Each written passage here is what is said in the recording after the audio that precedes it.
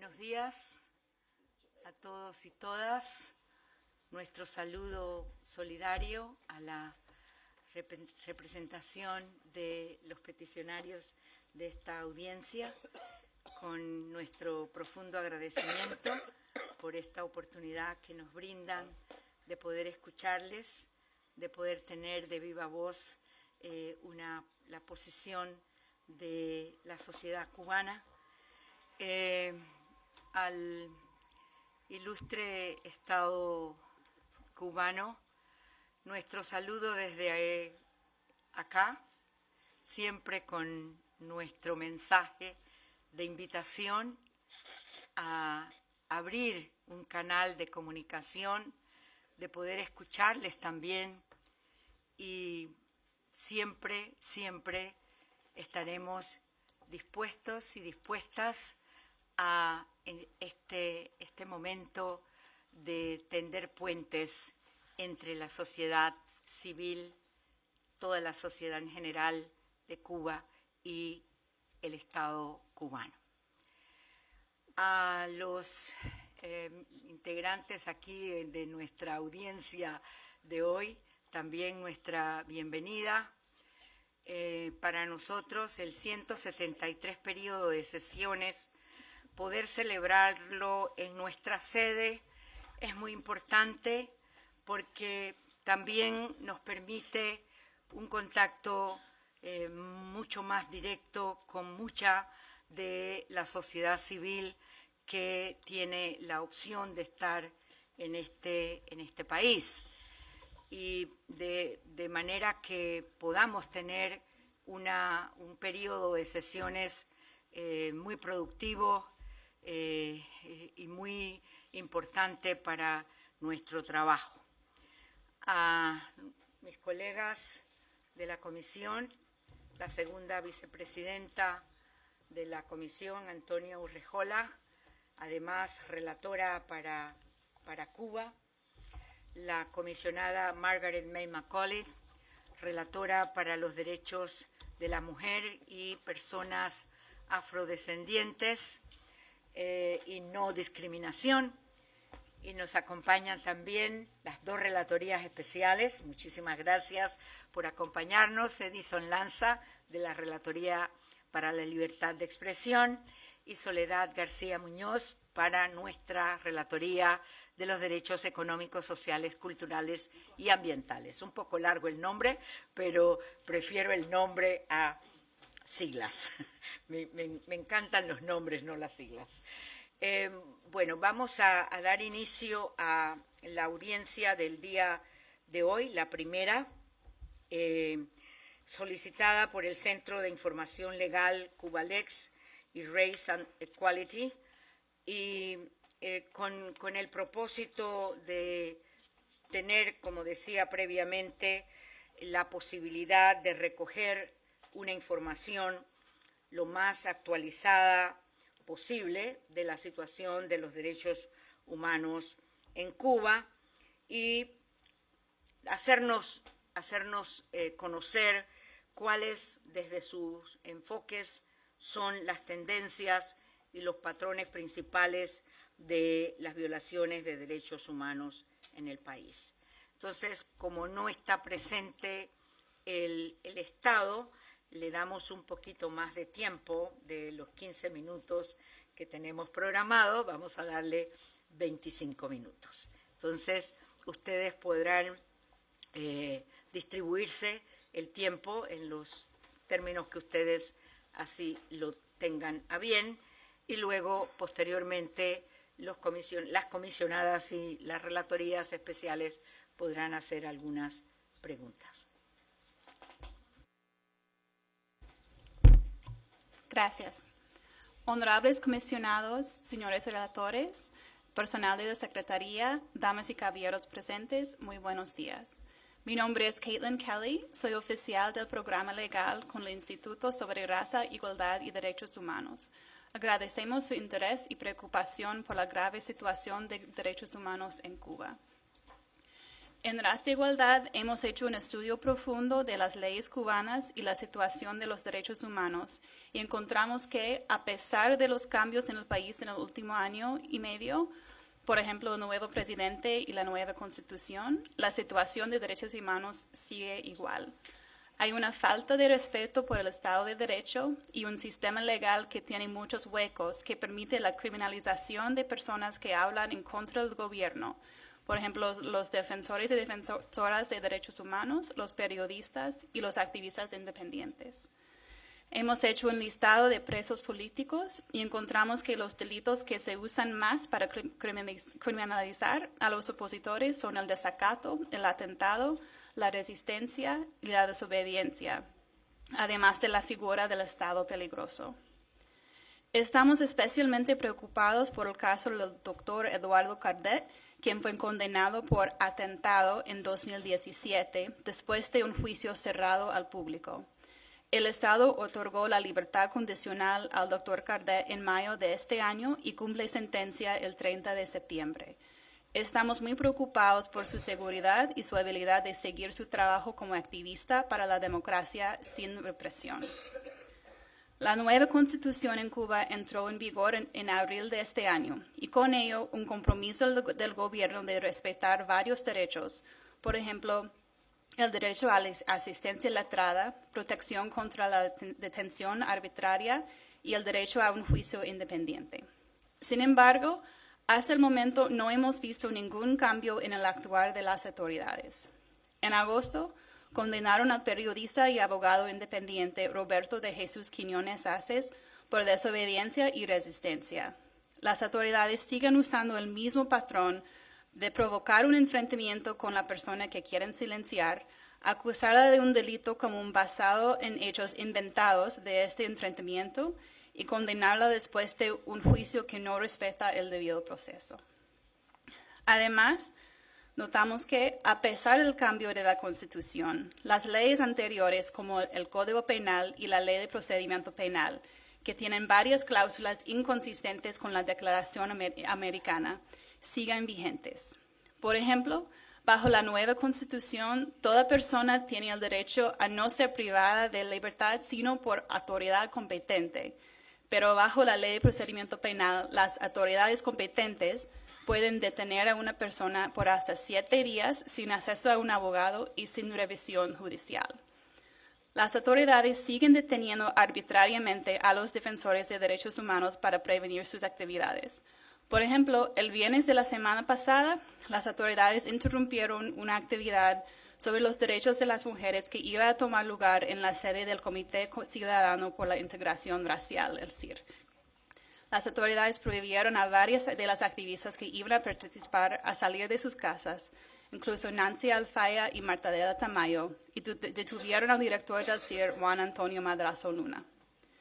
Ahora paso la palabra a Norberto Mesa Carbonell, fundador y líder de la Cofradía de la Negritud.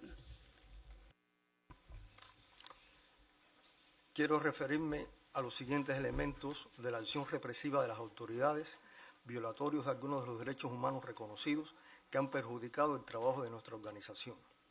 Primero, la prohibición del derecho a reunirnos pacíficamente y a expresar nuestras opiniones.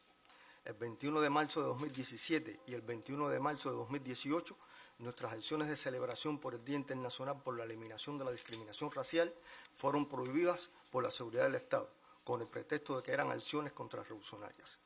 En ambas ocasiones, la agenda a tratar en cada reunión era de conocimiento público. El 20 de marzo de este año, 2 oficiales de la seguridad del Estado llegaron a mi trabajo y me dijeron que la reunión del día siguiente no se podía hacer. Me citaron verbalmente para las 10 de la mañana del día siguiente en la estación de policía de La Lisa, pero yo no fui. El 7 de agosto de 2019, un operativo combinado de la Policía Nacional Revolucionaria y la Seguridad del Estado frustró la acción de celebración de los aniversarios 110 de la fundación del Partido Independiente de Color, 100 del nacimiento de Nelson Mandela y 20 de la fundación de la Cofradía de la Negritud, que estaba programada para realizarla en una casa particular de La Habana. Segundo, las detenciones arbitrarias de corta duración. El 2 de abril de 2017 fui apresado mediante un operativo policial de la Policía Nacional Revolucionaria, estando en la calle y de por el día. Fui llevado a la estación policial de Marianao y liberado luego de 12 horas de encierro. Durante el interrogatorio, los oficiales de la seguridad del Estado me dijeron que la detención era para conversar sobre la actividad del 21 de marzo que fue prohibida por ellos. En esta ocasión, estos oficiales me dijeron que ellos estaban en condiciones de neutralizarme cuando lo consideraran oportuno. El 7 de agosto del 2018 fui apresado en mi casa a las 6 de la mañana por 2 oficiales de la seguridad del Estado y llevado a una celda de la estación policial de Siboney. Me liberaron en horas de la noche. Dijeron que la acción que estaba planeada para este día la suspendieron porque era de carácter contrarrevolucionario. El 30 de abril de 2019 fui apresado en horas de la tarde en la calle por 2 oficiales de la seguridad del Estado. Me condujeron a la estación policial de Siboney. Me encerraron en una celda hasta pasado el mediodía del día siguiente. No me permitieron acceder a medicamentos para un padecimiento físico que tenía. Me dijeron que tenían información de que iba a participar en una acción contrarrevolucionaria en la Plaza de la Revolución al día siguiente. El 29 de agosto de 2019, a pocos días de que la Cofradía de la Negritud hiciera pública una carta abierta al presidente cubano, 2 oficiales de la seguridad del Estado fueron a mi casa a detenerme en horas de la noche. Pude evadirlos y estuve 3 días sin ir a mi casa. Se paralizó la acción represiva, al parecer, gracias a la oportuna acción de denuncia de esta situación realizada por la prensa independiente. Tercero, la prohibición de salida al extranjero. En el mes de octubre de 2018, la seguridad del Estado me impidió realizar un viaje a Estados Unidos invitado por una institución cultural. Finalmente, quiero expresar que estas acciones represivas de la policía política están encaminadas a no permitir el debate responsable del problema de la existencia de claras manifestaciones de racismo y de discriminación y desigualdad raciales con el propósito de mantener la tesis del Partido Comunista de Cuba de que no existe discriminación racial estructural en la sociedad cubana. Cedo la palabra a Pablo Díaz, director de Diario de Cuba.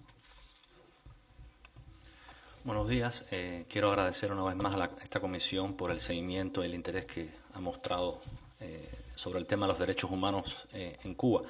Hace un año, en una audiencia sobre libertad de expresión en la ciudad de Boulder, yo estuve acompañado por el periodista Waldo Fernández Cuenca, que hoy ya no puede estar aquí, pues el gobierno cubano lo ha regulado. En el lenguaje del gobierno cubano quiere decir que tiene prohibida la salida del país. Fue a raíz de la intervención en la audiencia de Boulder. Y esta situación de Waldo Fernández me lleva a mí a enunciar brevemente aquí, a expensas de las preguntas que posteriormente pueda tener la comisión, el hecho de que en estos momentos en Cuba las restricciones de movilidad y viaje a periodistas, artistas y activistas de derechos humanos constituye una de las principales herramientas de represión del gobierno de Miguel Díaz-Canel. De manera general, de 2016 a 2018, la organización Cubalex contabilizó 243 restricciones de la movilidad externa, 515 de la movilidad interna y 24 regulaciones migratorias en trámites como solicitud o prórroga de pasaportes. En 2019, 11 periodistas de los monitoreados por Cubalex se hallan regulados. A los periodistas se les prohíbe viajar a reuniones, talleres, conferencias o eventos como este. Son los casos, entre otros muchos, de Eliezer Palma Pulpo, Manuel Alejandro León Vázquez y Osmel Ramírez, los 2 últimos con medidas cautelares otorgadas por esta comisión. Además de la prohibición de viajes, los periodistas también sufren de hostigamiento en los aeropuertos mediante escaneos personales, retenciones y decomiso de sus medios de trabajo. En otra variante de esta violación, las autoridades impiden la movilidad entre regiones del país. Es lo que le sucedió al periodista Joe Suárez el pasado 9 de agosto, detenido y expulsado de la provincia de Guantánamo cuando fue a realizar una entrevista. Lo anterior, junto a todo un catálogo represivo, ha forzado al exilio a muchos periodistas en los últimos meses. Son los casos de Francis Sánchez, editor de la revista Árbol Invertido, el caso de Ileana Álvarez, editora de la revista A las Tensas, y los casos de Ernesto Carralero y Adriana Zamora, ambos con medidas cautelares de esta comisión y hoy residentes en un campo de refugiados en Holanda, además del caso de mi colega Carlos Alejandro Rodríguez, aquí presente, y otros 6 periodistas del medio digital en que trabaja. Es decir, que si bien en 2013 el gobierno cubano informó de la flexibilidad de una política migratoria que supuestamente ahora permite a los cubanos entrar y salir del país con libertad, el incumplimiento arbitrario y discrecional de esta ley migratoria es hoy, junto a otras prácticas que denunciarán mis colegas aquí presentes, una de las principales herramientas utilizadas por el gobierno de Miguel Díaz-Canel para coartar la libertad de expresión y dificultar el trabajo de los informadores. A continuación le cedo la palabra a mi colega Luis Sino. Buenos días. Mi nombre es Luis Sino. Desde hace 16 años soy periodista de Cubanet, medio alternativo de prensa fundado en 1994 y que ha trabajado con 30 reporteros y columnistas de todo el país. Los que ejercemos el periodismo independiente en Cuba a menudo somos sometidos a técnicas de interrogatorio que constituyen actos de tortura. En consultas realizadas por Cubalex a periodistas independientes, el 100% afirmó haber recibido amenazas de encarcelamiento por parte de agentes de la seguridad del Estado. Al 95% le dejaron saber que tienen información de la condición médica de ellos o de un familiar cercano, así como que podían tomar represalias contra ellos o ser víctimas de un accidente, agredidos por desconocidos o complicarse si ingresaban en un hospital. El caso de Augusto César San Martín Albistur confirma esta práctica. Agentes de la seguridad del Estado lo amenazaron con impedirle la entrada al país a la madre del periodista, de 82 años, residente en Estados Unidos, una anciana hipertensa y con problemas cardiovasculares. Ya en el país fue citada oficialmente. Su esposa fue agredida por un desconocido frente al hijo menor de ambos, quien requirió asistencia psiquiátrica por haber presenciado los allanamientos en la vivienda familiar. Después de un arresto a través de citaciones oficiales o visitas directas de agentes de la seguridad del Estado a nuestros domicilios, somos sometidos a interrogatorios en los que no nos informan que tenemos derecho a guardar silencio ni nos permiten contar con la asistencia de un abogado. Somos sometidos a toda forma de coacción para forzarnos a abandonar nuestra labor, servirles como informantes o para que tomemos la determinación de refugiarnos en otro país. Muchas gracias. A continuación, Carlos Alejandro Rodríguez, de Tremenda Nota. Gracias. Buenos días.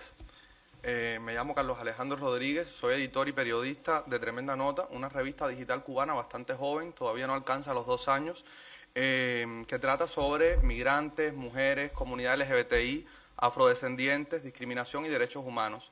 El sitio web de Tremenda Nota no se puede leer en Cuba desde el 23 de febrero de 2019, o sea, el gobierno cubano bloqueó la revista ese día, un día antes del referendo constitucional que finalmente terminó con la proclamación de una nueva constitución. Hasta hoy el gobierno cubano mantiene bloqueados todos o la mayoría de los medios de prensa alternativos que no pueden controlar las autoridades de Cuba, o sea, los medios que no son oficiales u oficialistas. Recientemente el Consejo de Ministros de la isla aprobó el decreto ley 370 que ilegaliza los sitios web cubanos alojados en servidores extranjeros. Si hasta hace poco los periodistas eran condenados por diferentes leyes como la ley 88, por ejemplo, a partir de ahora ya no son solo los periodistas los que pueden ser condenados, sino también los medios de prensa para los que trabajan. Así nuestras revistas y periódicos se volvieron ilegales, o sea, pasaron de la alegalidad a la ilegalidad. En Cuba nosotros podemos ser condenados por gestionar estos medios, escribir o colaborar de cualquier forma con ellos. Cuando me gradué de periodismo en 2015, estaba lejos de imaginar que algunos meses después llegaría a ser detenido en dos ocasiones, solo por entrevistar y reportar, o sea, hacer mi trabajo, lo que me habían enseñado en la universidad como periodista.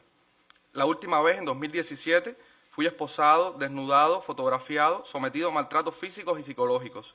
Además, la policía política me advirtió que no podría ser periodista nunca más porque había renunciado al periodismo revolucionario. Con esto querían decir al periodismo estatal o la propaganda oficial del sistema. Mi caso, sin embargo, no alcanza para ilustrar, para ejemplificar la situación de los periodistas independientes en Cuba. El 11 de septiembre de 2019, el reportero Roberto de Jesús Quiñones Haces, de Cubanet, fue privado de su libertad. Siempre nos preguntamos por qué la policía lo maltrató e hirió, por qué las autoridades exoneraron a los oficiales que lo atacaron. El Estado cubano no está aquí y tampoco va a responder estas preguntas que tenemos sobre el caso particular de Roberto Jesús. Nosotros sabemos que en Cuba es imposible trabajar como periodistas independientes sin exponerse al encierro, la tortura y el hostigamiento. Muchísimos de nosotros han tenido que recurrir a tratamiento psicológico, a terapeutas para seguir trabajando en Cuba, o incluso muchísimos han sido obligados al exilio. Según Cubalex, entre 2016 y 2018 en la isla al menos tuvieron lugar 171 detenciones arbitrarias de periodistas. Casi todos los reporteros fueron arrestados de manera violenta y retenidos por periodos de corta duración. Una estrategia del gobierno cubano para no llamar demasiado la atención. Ellos asumen que si hostigan todo el tiempo, pero no detienen por largos periodos de tiempo a los periodistas, pues eso no se va a convertir en un titular, sino que los medios se van a cansar de decir este periodista, aquellas reporteras fueron detenidos. Y entonces se refuerza el hostigamiento, pero por cortos periodos de duración. Lo extraordinario para nosotros es que, a pesar de un sistema que decretó la guerra a la prensa independiente, todavía haya periodistas en Cuba, como Roberto Quiñones, por ejemplo, que no teman ir a la cárcel por construir un relato periodístico independiente al estatal hegemónico. Muchas gracias por escuchar nuestras intervenciones y cedo la palabra a mi colega Larissa Diversén, periodista abogada, de Cubalex. Mi nombre es Larissa Diversén, directora ejecutiva de Cubalex. Nuestra organización ha monitoreado la situación de 59 periodistas radicados en la isla. De ellos, 41 trabajan para 6 medios alternativos de prensa y queremos llamar la atención sobre las amenazas y tratos humillantes de las que son víctimas las mujeres defensoras y periodistas. Consultamos a personas reprimidas en Cuba y el 86% afirmó que se les ordenó desnudarse. El 38% eran mujeres y se les obligó a hacer cuclillas. El 19% de ellas se encontraba en su periodo menstrual. Las amenazas contra las mujeres periodistas se centran especialmente en sus familiares cercanos. Retirarlas de la guardia y cuidado de estos o afectar su seguridad, privándolas de la libertad, son frecuentes. Adriana Zamora, periodista de Diario de Cuba, durante el embarazo recibió amenazas contra su vida y la de su bebé. Actualmente se encuentra en el exilio. Queremos aprovechar que la Comisión está preparando un informe de país y llamar su atención sobre el contexto particular en el que se producen y reproducen los patrones de violación de derechos humanos en Cuba. Parte de un mecanismo de control social que tiene efectos inhibitorios y de autocensura sobre la sociedad cubana. Teniendo en cuenta lo anterior, le recomendamos seguir monitoreando la situación de derechos humanos en Cuba, incluyendo al país en el capítulo 4b de su informe anual. Otorgar medidas cautelares a los defensores, opositores y periodistas en peligro de sufrir violaciones de sus derechos fundamentales y responder a las peticiones denunciando las violaciones de derechos humanos. Muchas gracias. ¿Concluyeron? Sí, muy bien. Que quedaron unos minutitos para las preguntas después. Muchísimas gracias por la información. Realmente es una situación que amerita nuestra preocupación, valga la redundancia, porque representa para la Comisión un panorama de desconocimiento de derechos que en la propia Constitución, de acuerdo a lo que ustedes señalan, se establece. Voy a darle la palabra a mis colegas, comenzando con la comisionada Antonia Urrejola como relatora de país. Hola, buenos días. En primer lugar, muchas gracias por su presencia y por toda la información que nos han hecho llegar. La verdad es que es bastante desgarrador escuchar los testimonios de ustedes. Uno siempre tiene la esperanza, ¿cierto?, que con los cambios de los jerarcas, ¿cierto?, y el cambio de la nueva Constitución se hubiese abierto algún espacio más democrático y el cambio de la nueva Constitución fuera un camino de luz, pero aparentemente no es así por lo que ustedes nos han expuesto acá. Por lo tanto, bueno, la Comisión, ¿cierto?, sigue monitoreando la situación y manifestando nuestra mayor preocupación. Es lamentable, ¿cierto?, el cierre del Estado. Tal como dijo la presidenta de la Comisión, nosotros lamentamos que el Estado de manera consistente y permanente se niega a participar, se niega a mandar información, porque después, posteriormente, ¿cierto?, hay una acusación permanente de que nosotros somos sesgados, pero es re fácil decir que somos sesgados si luego no mandan la información y no dan su versión. Nosotros efectivamente, como bien dijo la abogada, ¿cierto?, estamos haciendo un informe país y precisamente estamos haciendo un informe país porque estamos conscientes que la situación es preocupante y es una prioridad para la Comisión poder tener una visión integral de la situación en Cuba. Esperamos, aunque no guardamos muchas expectativas, de que el Estado pueda mandarnos información también. Nosotros cuando hacemos informes países, obviamente la información que nos entregan los estados es es muy preciada y muy importante. Sería ideal que el Estado nos hiciera llegar información, lo dudo, pero aprovechamos de hacer un llamado que el Estado así lo haga. Como también, cierto, la información que ustedes como organizaciones de la sociedad civil nos manden es fundamental. Nosotros, estaba preguntándole a Pablo, no sé si todavía ya salió, nosotros vamos a hacer un llamado público, no tengo muy claro si ya lo hicimos, pero siempre hay un llamado público para que ustedes contesten un cuestionario y nos hagan llegar ya la información formal para poder hacer el informe país. Va a ser fundamental ese informe porque la idea es sacar una fotografía de la situación de derechos humanos en Cuba y tener, por lo tanto, un informe lo más integral posible de aquella situación. ¿Ya se mandó? Ah, ya se mandó, que no, eso es lo que yo no sabía y por lo tanto no sé si ustedes ya han mandado la información y si no lo han hecho, los invito a que lo hagan. You're not receiving la comisión. Okay. Dicho todo lo anterior, yo simplemente tengo dos preguntas muy puntuales, porque en realidad la información de ustedes fue muy completa. Quisiera entender bien la situación de Eduardo Cadet, que es una situación que la comisión ha estado haciendo seguimiento, que en algún momento, cierto, tú manifestaste una preocupación por su seguridad. Quisiera entender bien por qué esa preocupación y que detallaran un poco más cuál es la situación concreta de él. Y lo otro también, que es una situación que yo he estado viendo más bien a través de Twitter, que ustedes mismos han estado denunciando, que es la situación de Roberto Jesús Quiñones. Quisiera entender también mejor cuáles son las acusaciones que él tiene y la situación particular de él, que también sé que ha tenido bastante visibilidad. Son preguntas muy específicas que, si bien entiendo que son dos casos concretos, sí son patrones, y por eso me interesa también conocer la situación específica de ellos, que de alguna manera muestran los patrones que ustedes mismos han denunciado en esta audiencia. Muchas gracias. Gracias, comisionada. Le paso la palabra a la comisionada Margaret May Macaulay.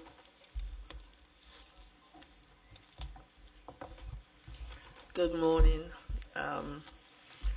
I am particularly sad because I have been going to Cuba since the late 80s.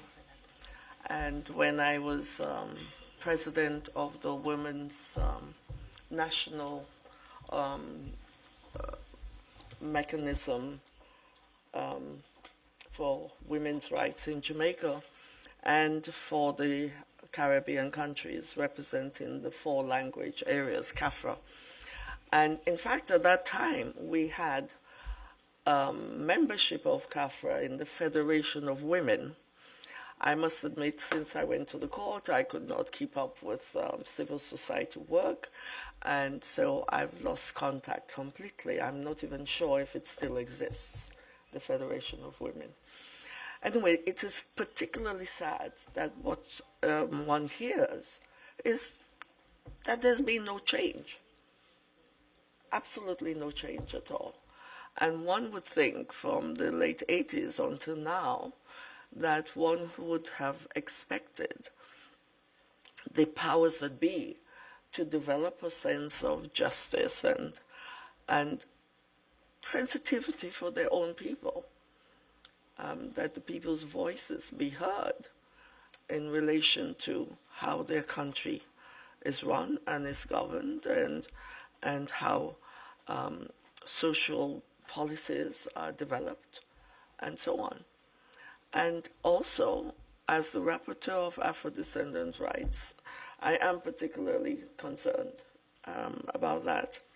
But I wanted to ask 2 questions at this time, because we have time for more.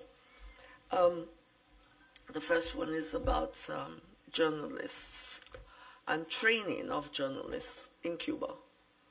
I assume that you undergo training within Cuba. Yes?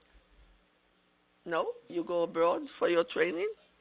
So there's no journalism school in Cuba? The public. Well, let me ask my question about that. That's because I thought there was one. Yes. and that is, what exactly is taught in the course, the journalism courses in Cuba? What do they teach about independence of journalists, their right to freedom of expression, their right to integrity in reporting, their right to be able to defend the identity of sources and so on, you know, the usual standards for journalists. It would be interesting to know what is taught in the courses in Cuba. And then the other question is in relation to Afro-descendants in Cuba. If you can give me, in particular for my rapporteurship, information, and the Commission as a whole, information as to the details of racial discrimination,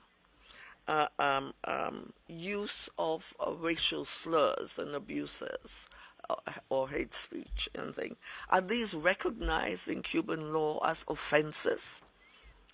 And if not, what is the general attitude of the state's agents in relation to Afro-descendant peoples, and how are they treated?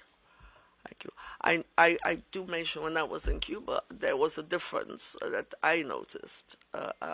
And one day in my hotel room, when speaking to the members of my group from Jamaica, I was told to shut my mouth because, you know, we might be picked up or arrested. I said, well, if that happens, that would be good for the Cuban people.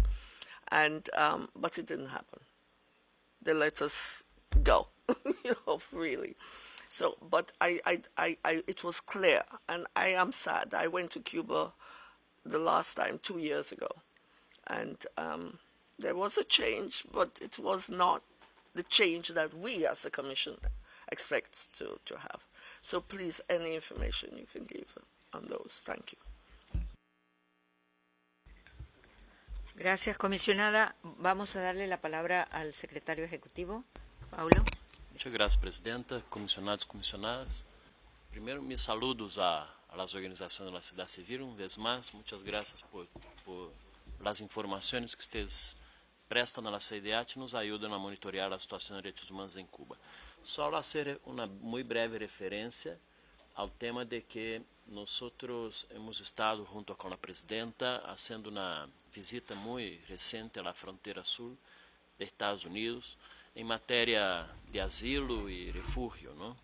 Así que, escuchando a ustedes y conectando a esa reciente visita realizada por la Comisión, me pareció muy oportuno que aprovecháramos esta audiencia para hacer un llamado a los estados de la región para garantizar el libre acceso y refugio a todas las personas que están siendo perseguidas o sufriendo algún tipo de persecución en los estados de la región, especialmente por motivos de persecución política y también en la protección de los periodistas independientes. La CIDH ha monitoreado hace poco situaciones de personas cubanas que han recibido incluso asilo reciente acá en Estados Unidos, y me parece importante reiterar la importancia del compromiso de los estados de la región en ayudar a proteger a las personas que están bajo este tipo de persecución. Muchas gracias.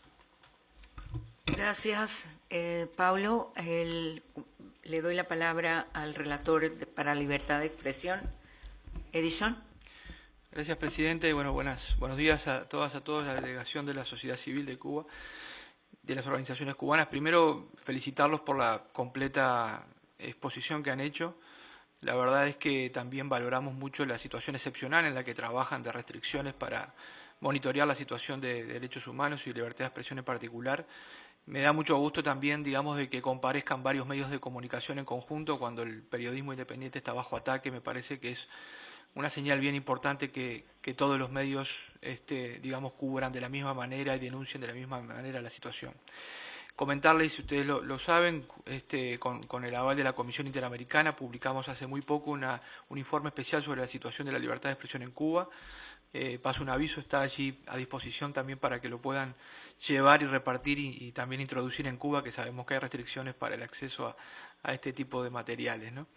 Y también, bueno, me parece que va a ser una oportunidad muy importante lo que anunciaba la relatora Urrejola la posibilidad de un informe país comprensivo de toda la situación, porque obviamente en un país donde la disidencia se persigue, la crítica se persigue, la información independiente se persigue, los periodistas y los medios sufren en primer lugar estas violaciones, pero como ustedes han mencionado, los defensores de derechos humanos, los partidos políticos que pretenden tener una presencia independiente también son perseguidos, así que una buena oportunidad para hacer una mirada comprensiva de esto, ¿no?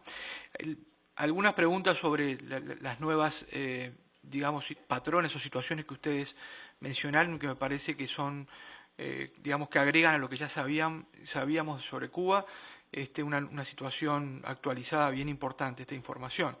Lo primero que ustedes mencionaron, que el decreto 88 que regula las actividades culturales y que, digamos, básicamente establece un patrón o una obligación de autorización previa incompatible con la prohibición de censura previa de los instrumentos internacionales, también estaría alcanzando a los medios de comunicación y a periodistas que ejercen de manera independiente. ¿Cómo se traduce esto en la práctica? ¿Hay ya una práctica administrativa de censura previa, de autorización o de persecución de quien no pide esa autorización? Esa es una pregunta que me parece que sería muy importante tener información adicional. En segundo, condenar la prisión del periodista Jesús Quiñones. Creo que es un ejemplo claro de la información que hemos recibido de alguien que fue, digamos, hostigado, maltratado y luego sometido a un proceso y detenido por cubrir un evento de interés público simplemente. Así que, acompañando la pregunta de la comisionada Urrejola, tener más información será bien importante para de pronto la comisión tomar alguna acción concreta, porque es de los pocos casos en el hemisferio que un periodista está preso por hacer su labor independiente, por cubrir un evento, y me parece que es un caso de la mayor gravedad y actualidad. Lo otro, llamar la atención sobre el hostigamiento a las mujeres periodistas en base a su condición de género, ¿no? A su condición de mujer. O sea, me parece lo que Laritza denunciaba de la mayor gravedad. O sea, mujeres periodistas detenidas, obligadas a desnudarse y a ser sometidas, obviamente, a un acto de tortura por su situación, por género, ¿no? Me parece que, y les agradezco, no lo teníamos en el radar y me parece de la mayor gravedad. Y por último, preguntarles un poco la situación de los partidos políticos. Creo que algo mencionaron. O sea, ¿hay posibilidad hoy de que exista actividad alguna de partidos políticos o toda actividad es, digamos, de algún modo perseguida? Gracias. Gracias, Edison. La relatora para Derechos Económicos, Sociales, Culturales y Ambientales. Muchas gracias, Presidenta. Buenos días a todos y a todas. También me sumo al agradecimiento a esas informaciones tan valiosas y que provienen además de un entorno tan difícil. Mi solidaridad más profunda. El título de la audiencia se denomina Graves violaciones a los derechos humanos en Cuba, y como bien anunció la relatora Urrejola, estamos trabajando, y desde la Redesca también en coordinación con la Secretaría Ejecutiva, en darle un espectro amplio a ese informe. En lo que a nosotros respecta, reflejar también las violaciones sobre derechos económicos, sociales, culturales y ambientales. No es fácil llegar a esa información, y por eso yo quiero aprovechar mucho el entorno de esta audiencia para también hacer un llamado a que puedan seguir suministrando información a la relatoría en esa materia, que está íntimamente relacionada desde una perspectiva de independencia con todo lo que ustedes hoy nos traen a la luz. Por ejemplo, hemos tenido información de que hijos e hijas de periodistas hostigados estarían teniendo restricciones en el acceso a la educación. También me preocupa especialmente, y me gustaría escuchar más, han hablado de hostigamiento a periodistas, pero también a artistas, y desde el punto de vista de los derechos culturales es una información sobre la que quisiéramos tener más fuentes y volumen, y me sumo también a la preocupación por este patrón de violencia sexual, pareciera, contra mujeres periodistas, que obviamente pone en riesgo su derecho a la salud. Muchas gracias. Muchas gracias, Soledad. Yo voy a hacer dos preguntas muy específicas frente a este conjunto de irregularidades en materia de procedimiento, en materia de proceso, en materia de detención. ¿Cuál es la estructura judicial que tiene el sistema cubano para el control de estas irregularidades en un sistema de justicia. Hay un tribunal constitucional que pueda, ante quien se pueda dirigir, cuál es la máxima autoridad y qué competencia tiene esta autoridad para atender situaciones tan flagrantemente violadoras de derechos como es ordenar desnudarse a las personas para una investigación, ¿no? Entonces, eso particularmente.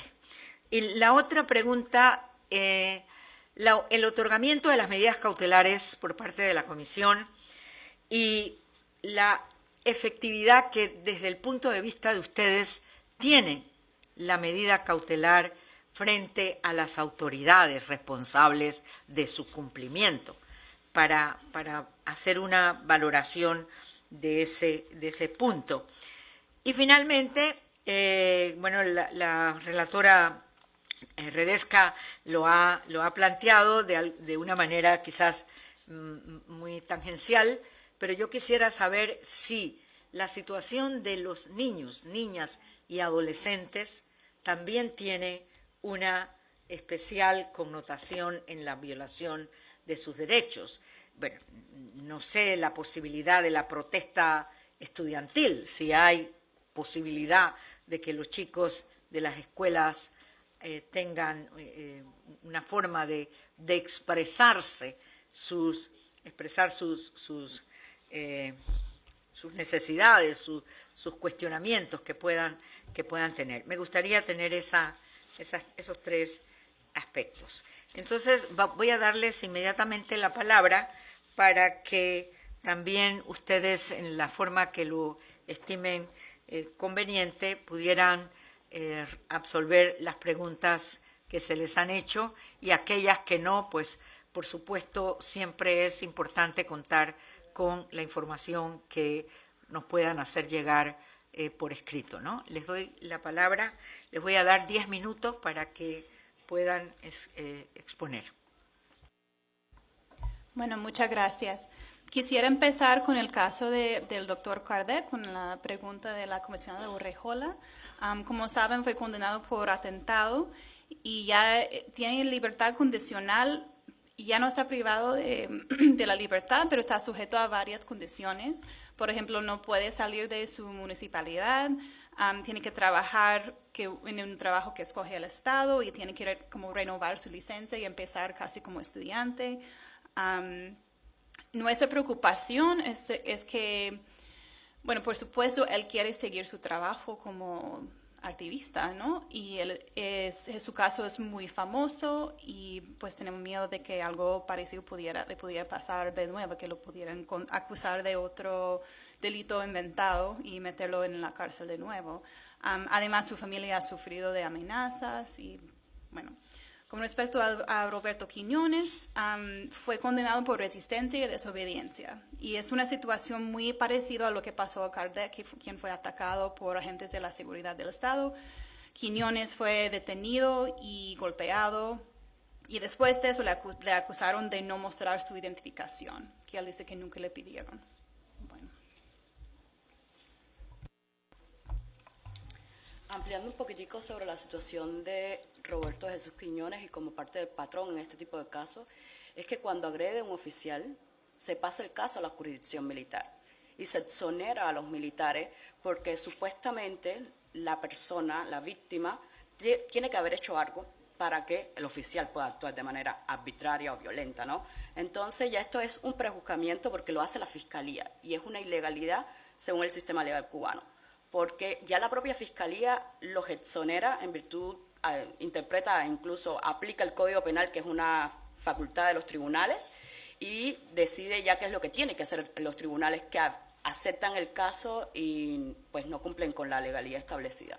Pero la jurisdicción militar generalmente se comporta así, ¿no? Eso ya lo hemos visto, ha sucedido en otros casos de otros países, pero lo esencial es que la jurisdicción militar también tiene la capacidad de juzgar civiles y eso también algo importante que debiera conocer la comisión. Perdón, bien importante, en este caso fue con la policía el incidente, pero lo juzgó la jurisdicción militar. En Cuba, cuando interviene un militar en cualquier asunto penal, se pasa el caso a la jurisdicción militar. Siempre, en cualquier caso que haya un oficial, la policía es una institución militar.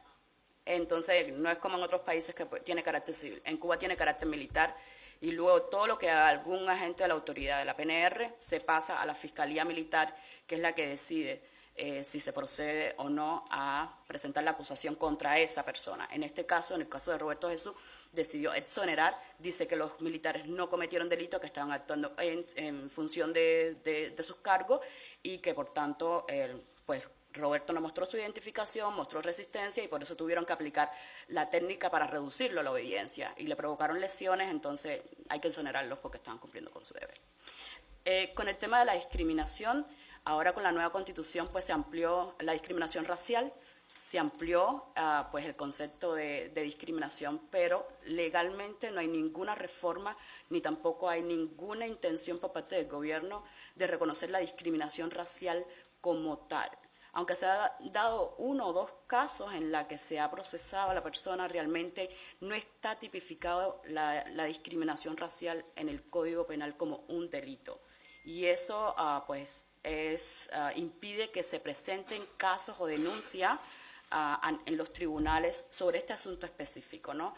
Y eso también pues impide que la sociedad empiece a hablar sobre estos temas de discriminación racial que todavía se mantienen dentro del país. Sobre el decreto 349 y 370 que estaban preguntando, pues uno es restricción para los artistas y los otros pues restricción también para los medios digitales y todo lo demás. Lo que pasa es que mantiene el mismo sistema. Se obliga tanto a los medios como a los periodistas a inscribirse en un registro el cual el Estado empieza a controlar y da la licencia según entienda. Si tienes una posición crítica, no te va a dar la licencia, porque él califica si este sitio puede estar o no, o si el artista puede ejercer su arte o no. Es el Estado quien califica a esa persona según el registro. Y además controla qué es lo que esa persona va a hacer público o qué arte va a manifestar. Este registro, este control, es lo que impide, pues restringe la libertad de creación artística y bueno, también que haya libertad de expresión de una forma u otra. Con respecto a los desnudos, decir que las mujeres sufren más este tipo de desnudos, pero son en ambos géneros. A los hombres también, defensores de derechos humanos también los desnudan y creo que es bueno decirlo porque no es una técnica humillante y es ya una práctica, ¿no? Lo que pasa es que en el caso de las mujeres, hacerlo durante el periodo menstrual, eso es algo sumamente humillante. Con respecto a los partidos políticos, en Cuba no hay mecanismos legales para que exista partidos políticos. El Estado, pues con el reconocimiento constitucional del partido, pues limita que existan otros, pero está la ley de asociaciones que impide a partidos políticos, grupos religiosos y sindicatos registrarse y existir legalmente. Por tanto, estos grupos siempre van a estar ilegal dentro del sistema, van a operar de manera, no van a estar registrados y eso pues es la situación desde el punto de vista legal. Y ya dejo al resto de mis compañeros que aclaren sus dudas. Yo quisiera hacer un comentario referido a la pregunta de la señora Macolet, y es con respecto a la existencia de discurso de odio. Yo creo que en Cuba no hay un discurso de odio racista, más bien lo que hay es el discurso típico de la fraternidad racial. Pero el problema principal que nosotros apreciamos como organización enfocada en temas racial tiene que ver con la actitud del Estado con respecto a este tema. El pasado 15 de agosto, nuestra organización envió una carta abierta al presidente de la República, centrada precisamente en nuestras preocupaciones con respecto a la cuestión racial. Hace un año exactamente, Cuba se presentó en Naciones Unidas ante el Comité para la Eliminación de la Discriminación Racial y este comité emitió unas observaciones finales muy pertinentes con respecto a esta situación. En la carta abierta que nosotros le entregamos al presidente, hicimos unos reclamos reclamamos, por ejemplo, que él explicara, se refiriera a sus consideraciones, su apreciación sobre la situación de la problemática racial cubana. ¿Por qué? Porque él, por un acuerdo de alguien, fue designado para atender el tema de la problemática racial cuando era vicepresidente. Y nosotros le recordamos que ahora es presidente y en Naciones Unidas la delegación cubana reiteró que él es el que atiende la problemática racial ahora siendo presidente. Entonces le planteamos eso, que hablara, que expresara sus apreciaciones con respecto a este problema, y por otra parte también hicimos reclamo de que él como presidente estableciera las disposiciones pertinentes para hacer que las observaciones finales que le hizo el Comité para la Eliminación de la Discriminación Racial al país tuviera un cumplimiento apropiado en el caso cubano. Eso son las cosas que... A mí particularmente me gustó mucho la pregunta de las universidades y el periodismo en Cuba porque me obligó a repasar todos mis años como estudiante. En primer lugar, sí, en Cuba existen universidades donde se estudia periodismo. Ahora, ¿qué tipo de periodismo es el que se estudia en esas universidades? Yo creo que ahí está el problema. Y repasando todos esos años, yo nunca estudié nada como cuál era la labor del periodista en un sistema democrático, o sea, la independencia del periodista de otros poderes. Eso no existía como materia, como asignatura, eso ni siquiera existía como comentarios de los profesores a los estudiantes. Y nosotros que estábamos empezando a interesarnos en el periodismo, tampoco teníamos muchas dudas. Entonces, pero el día que planteábamos alguna duda, pues simplemente el debate se cerraba y nos decían que nosotros éramos soldados de la revolución y que nuestra función era defender al sistema, cualquiera que fuera el precio de esa defensa. Entonces, imagínense hasta qué punto llega ese papel del periodista en Cuba, el periodista oficial, que si tienes ideas, opiniones que no son exactamente, ni siquiera contrarias, si no son exactamente las mismas del sistema, puede ser expulsado de la carrera de periodismo. Ese fue el caso de la estudiante Carla Pérez González, que en 2016 o 2017 fue expulsada porque pertenecía a un partido político opositor. Ella ni siquiera tenía actividades importantes, o sea, no hacía activismo, pero simplemente por pertenecer a ese partido fue expulsada de la carrera de periodismo porque la universidad en Cuba es para los revolucionarios y revolucionario en Cuba quiere decir que apoyas 100% al sistema político. También en los últimos 30 años contamos en tremenda nota, por ejemplo, más de 30 profesores y estudiantes expulsados de las universidades por sus opiniones políticas. O sea, hay una forma de discriminación muy importante en la educación superior en Cuba, en la educación en todos los niveles, que obliga, o sea, el sistema expulsa a las personas que disienten. Entonces, la educación en Cuba es gratuita, pero tienes que comulgar con las ideas del sistema. Si no, no puedes estudiar porque no eres revolucionario.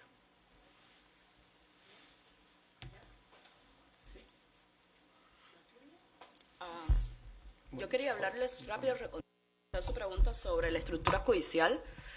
En Cuba no existe ningún tribunal constitucional y hay un tribunal supremo, pero este Tribunal Supremo no tiene la facultad de interpretar la Constitución ni se le puede presentar demanda por violación de los derechos constitucionales.